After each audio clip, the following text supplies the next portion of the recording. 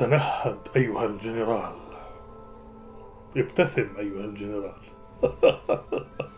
أسماء، جاهزين للسهرة مشان نحضر ابتسم أيها الجنرال. اليوم الأحداث مولعة وعاصي رح يعلق مع فرات ويمكن يصير انقلاب، بس ما بنعرف إذا سامية بترجع البيت، بس مو شكلها سامية.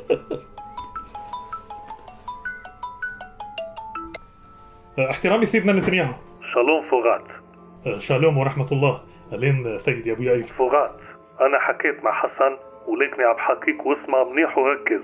تفضلوا سيدنا، كل أذان صاغية. أنا عم بمر بأزمة داخلية وإسرائيل عاملين مظاهرات وبدهم يسقطوني. وصلت سيدي، عرفت مع مين تحكي. لعيونك راح أعطي الأوامر لحيدر ولعاصي وفرقته الرابعة يجهزوا البراميل المتفجرة وعلى الساحات بإسرائيل وخلي الحرية تنفعهم. بتضلك أهبل وما رح تكبر وتفهم، وبالرغم من هيك رح حطك بصورة.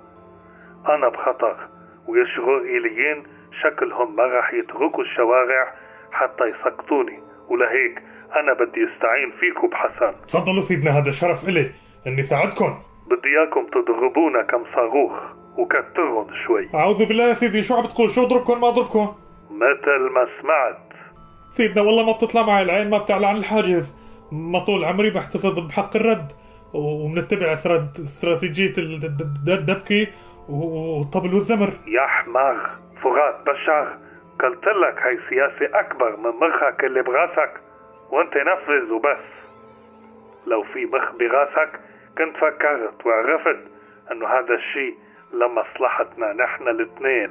يعني يا نعيش مع بعض يا حبيبي يا نموت احنا الاثنين. طيب اوعدني نكون يا حبيبي مع بعضنا في الحالتين. بالضبط، انت بيكون استفدت وطلعت بطل انك رديت على اسرائيل، وانا بكون البطل وعم بتصدى لعدوان خارجي، وهيك بصرف انظار الاسرائيليين عن ازماتي الداخلية.